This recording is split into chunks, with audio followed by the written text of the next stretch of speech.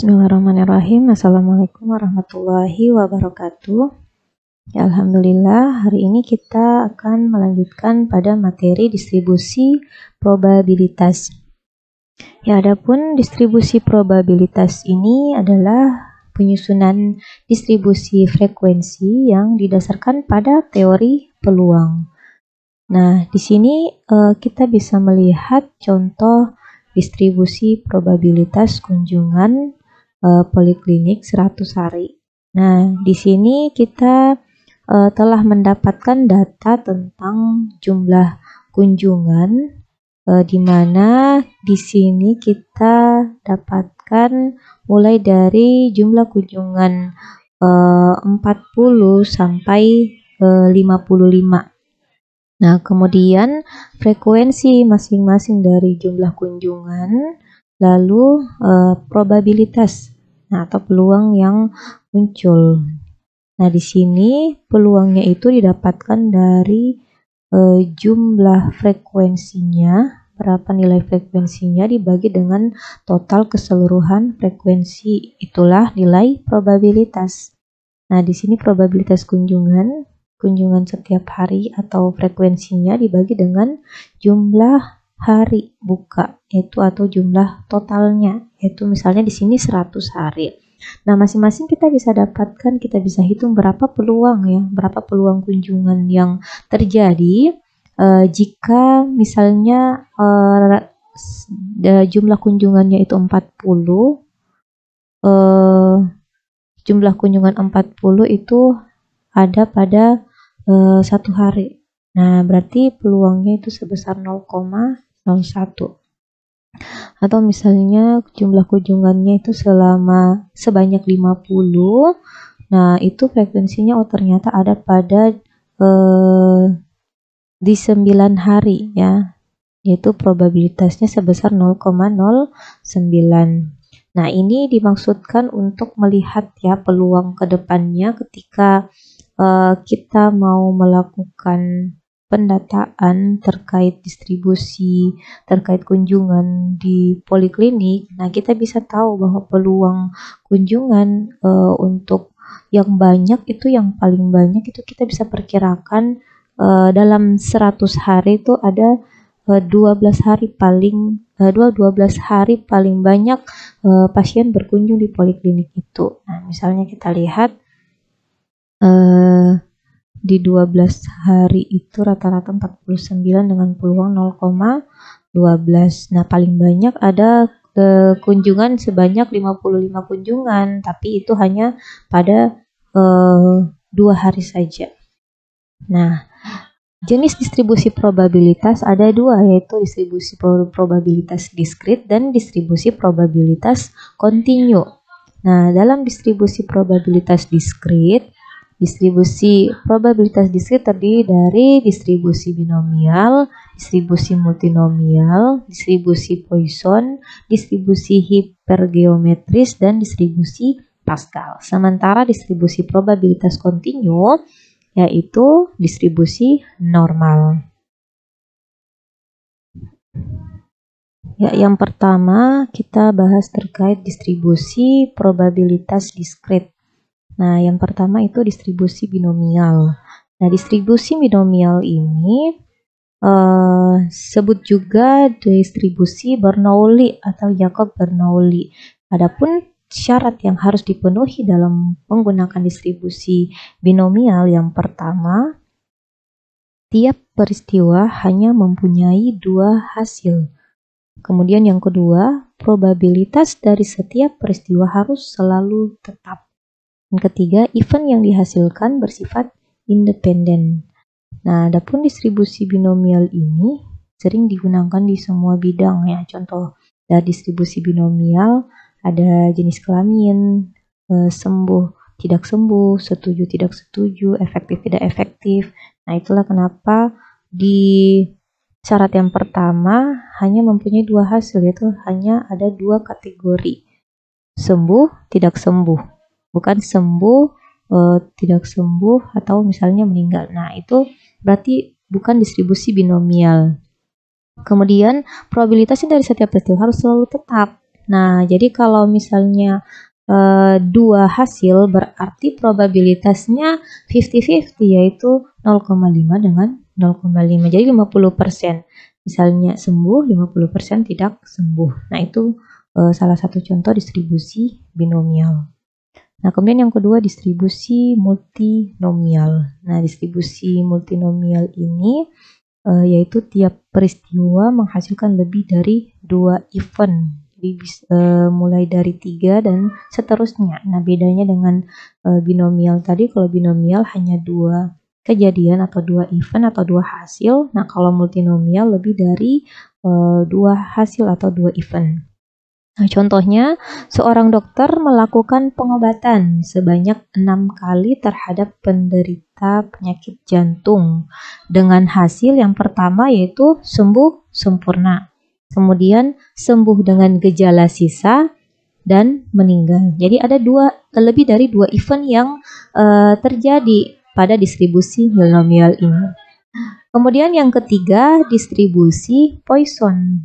Nah, distribusi Poisson ini digunakan pada jumlah yang kecil, yaitu untuk peristiwa-peristiwa yang terjadi pada periode yang pendek. Nah, contohnya jumlah kunjungan penderita gawat darurat dalam waktu 3 jam atau mendapatkan kasus yang jarang. Nah, ini khusus untuk kasus-kasus yang jarang, yang langka ya. Kemudian yang keempat, distribusi hipergeometris, yaitu untuk mengetahui besarnya peluang yang terjadi pada sampel bila kejadian yang serupa pada populasi diketahui. Nah, ini kita mau melihat peluang oleh-oleh nah. Nah, distribusi hipergeometris ini biasanya digunakan untuk melihat besarnya peluang yang terjadi pada sampel berdasarkan yang ada pada populasi. Nah, biasanya dalam penelitian kita mau mengetahui berapa besar probabilitas pada sampel kita untuk terjadi misalnya diare. Nah, untuk menentukan itu, kita lihat yang terjadi pada penelitian sebelumnya. Di penelitian sebelumnya ditemukan probabilitasnya berapa. Maka kita bisa ambil dari probabilitas yang terjadi pada populasi di penelitian sebelumnya, kita bisa masukkan kepada penelitian yang akan kita lakukan untuk melihat probabilitas peluang besarnya terjadi kejadian diare pada sampel kita. Nah, itu distribusi hipergeometris. Kemudian distribusi Pascal. Nah, distribusi Pascal ini berangkat dari distribusi binomial. Nah, biasa disebut dengan distribusi binomial negatif karena dasar perhitungannya menggunakan distribusi binomial. Nah, kalau di distribusi binomial kita menghasilkan 2 event. Nah, ini kalau dalam distribusi Pascal itu kita mau melihat dari 2 event itu apa hasil yang didapatkan. Nah, contohnya kita ingin mengetahui pada percobaan keberapa untuk mendapatkan seseorang misalnya sembuh. Jadi kan kalau dalam binomial itu ada sembuh dan tidak sembuh. Nah, di Pascal ini dari sembuh tidak sembuh itu kita lihat secara rinci lagi dari percobaan keberapa, pengobatan keberapa kita bisa mendapatkan kesembuhan, atau misalnya pada pengobatan keberapa hasilnya itu tidak sembuh. Nah, itu dalam distribusi Pascal. Nah, lalu di distribusi probabilitas kontinu hanya ada satu jenis distribusi, yaitu distribusi normal atau namanya distribusi Gauss. Nah, di sini distribusi normal ini sangat penting ya, sangat penting untuk kita ketahui dibandingkan dengan distribusi probabilitas diskrit. Nah, karena kenapa? Nah, ini sangat penting karena kita lihat yang pertama bahwa peran distribusi normal itu yang pertama memiliki sifat yang dipakai sebagai pedoman untuk menarik kesimpulan berdasarkan hasil sampel. Nah, kemudian yang kedua, semua peristiwa secara alami akan membentuk distribusi ini. Dan ketiga, menjadi salah satu syarat penggunaan uji statistik dan penyajian data. Nah, kalau dalam distribusi normal ini, khusus untuk data-data yang berupa angka atau kuantitatif atau yang sifatnya numerik. Nah, sehingga dalam penentuan penyajiannya dan penggunaan uji statistik, kita perlu melihat apakah distribusinya normal atau tidak. Nah, kemudian kita lihat ciri-ciri distribusi normal. Yang pertama yaitu disusun dari variabel random continue. Nah, jadi ada variabel acak yang sifatnya continue ya, yang berkelanjutan.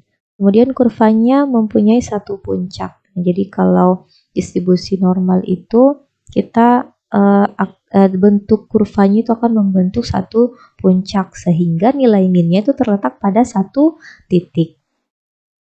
Adapun kurva normal tersebut dibentuk dari jumlah pengamatan yang sangat banyak. Nah, jadi biasanya dalam melihat distribusi data, distribusi normal itu kita dapatkan dari data yang banyak. Nah, jadi kalau datanya sedikit sebenarnya bisa, tapi tidak mencukupi syarat untuk melihat bahwa data itu akan normal distribusinya. Nah, kemudian ekor kurva mendekati apsis pada penyimpangan ke kiri dan ke kanan, itu sebesar 3 standar deviasi dari rata-rata, dan ekor grafik ini dapat dikembangkan terus-menerus menyentuh apsis. Nah, kita lihat contoh dari kurva distribusi normal. Kita lihat bentuk kurvanya, puncaknya membentuk satu puncak dan minnya itu berada di tengah-tengah. Nah, di mana kurva ini akan membanjir ke kanan dan ke kiri, ekor kurvanya di mana luasnya itu sampai 3 standar deviasi. Nah, pada satu standar deviasi artinya data kita yang berada pada interval atau range minus 1 standar deviasi ke 1 standar deviasi itu berjumlah 68,3% data kita. Nah, kemudian 2 standar deviasi sebanyak 95,4% data kita, dan selanjutnya pada 3 standar deviasi yaitu 99,7% data kita. Nah, secara manual kita bisa menghitung nilai ya dari standar deviasi kita, berapa besarnya penyimpangan terhadap rata-rata yang dinyatakan dalam unit standar deviasi. Nah, kalau kita mau menghitung secara manual, maka kita bisa menggunakan rumus ini, yaitu nilai variabel random dikurangi dengan rata-rata populasi kita dibagi dengan deviasi standar. Nah, namun seiring dengan perkembangannya teknologi, sekarang mudah saja untuk melihat apakah distribusi data kita itu normal atau tidak. Nah, ada 3 metode yang bisa kita gunakan untuk mengetahui distribusi data kita. Nah, yang pertama ada metode deskriptif hitung, ada metode deskriptif gambar yang kedua, dan yang ketiga metode analitik. Nah, pada deskriptif hitung ada 3 parameter yang digunakan. Yang pertama yaitu parameter koefisien varian, di mana kriteria sebaran normalnya itu kurang dari 30%. Nah, cara menghitungnya yaitu standar deviasi dibagi dengan rata-rata dikali 100%. Nah, untuk rasio skewness-nya yaitu mulai dari minus 2 sampai dengan 2. Nah, itu berarti datanya berdistribusi normal. Nah, cara menghitungnya yaitu skewness dibagi dengan standar error. Nah, untuk rasio kurtosis, perhitungan rasio kurtosis, jika didapatkan nilainya mulai dari di antara minus 2 sampai dengan 2, nah, maka data kita berdistribusi normal. Nah, cara menghitungnya itu kurtosis dibagi dengan standar error. Nah, yang kedua itu deskriptif, metode yang kedua deskriptif gambar. Yang pertama kita bisa lihat dari histogram. Nah, di kriterianya itu kita lihat apakah simetris, tidak terlalu tinggi maupun terlalu rendah. Nah, itu ciri dari sebaran normal. Kemudian kita lihat dari box plot. Nah, box plot itu kita lihat apakah simetris, kemudian median tepat di tengah segi 4, tidak ada outlier dan ekstrim. Kemudian normal Kiki plot dan dead-trended Kiki plot ini adalah grafik pencar ya. Kita lihat scatter atau titik-titik yang tersebar apakah menyebar sekitar garis atau menjauhi garis. Nah, kalau mendekati garis berarti data kita berdistribusi normal. Nah, yang ketiga ini metode yang paling disarankan dalam melihat apakah data kita berdistribusi normal atau tidak. Nah, ada parameter Kolmogorov-Smirnov dan Shapiro-Wilk. Nah, di sini kriteria sebarannya ketika nilai probabilitasnya itu melebihi dari 0,05, maka data kita berdistribusi normal. Di mana penggunaan parameter Kolmogorov-Smirnov dan Shapiro-Wilk ini ada ketentuannya.